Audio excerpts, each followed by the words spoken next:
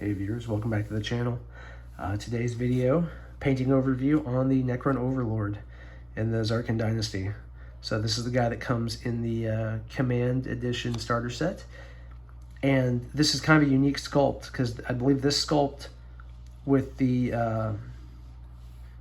Hyperphase Glaive and then like the, whatever that is, the Arrow of Infinity or the, I don't remember what it's called, but this particular loadout on the Overlord, you can only get this in either the Command Edition, the Elite Edition box sets, or in the old Indomitus 9th Edition launch box set. So you cannot buy this sculpt individually.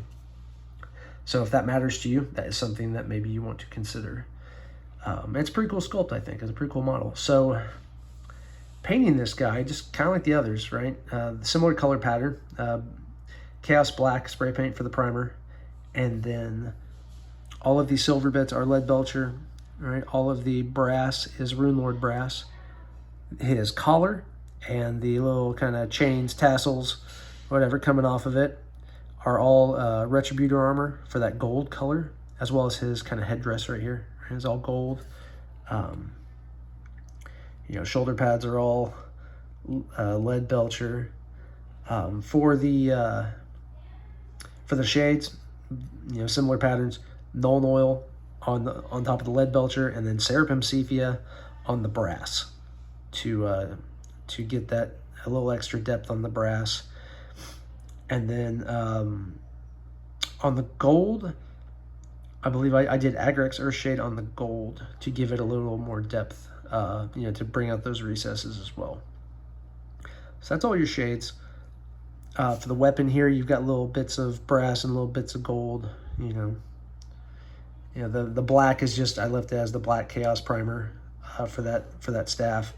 Some edge highlights would probably be helpful on that black, maybe to bring out those recesses on the shaft there. But I just did not do that. All of the orbs and the glowy bits, the similar pattern as before, where I based them in White Scar and then just used Tesseract Glow over the top. And some of those got a little messy, as you can see. You know, I'm still learning and trying to how to work with all that stuff. For the power cables, you know, we've got the Leadbelcher for that kind of metal, you know, kind of corrugated cable. Then the other cable on the inside, that's all Caliban green as a base coat. Just trying to get the right color match on that. So that's Caliban green. And then I guess the last thing on this guy that really matters is the staff. And if you watch my previous video with the Scorpack Destroyers, you know how I did this. Excuse me. And what I did, I started off with just priming it black. And then I took Administratum Grey and I did a dry brush of that. And on this particular one, this is a technique that I did different than the Scorpacks. The Scorpacks, I did more of a dry brush.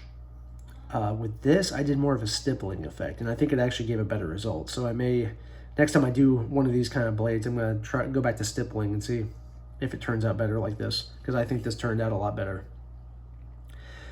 But I started black, and then I progressively branched out that gradient from dark to light. So we went from black to Administratum Grey, and finally to White Scar, overlapping all the areas to where you get a nice gradient, and then glazing the whole thing with Tesseract Glow.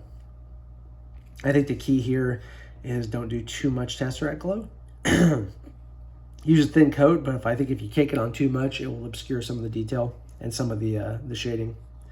So, but overall, I think it turned out pretty cool.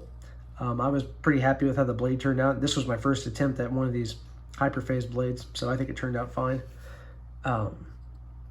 So if you're painting your Necron Overlord, hopefully this will help you at least give you an idea of, you know, here's what the exact colors look like on the model and how they could turn out. So thank you all for watching.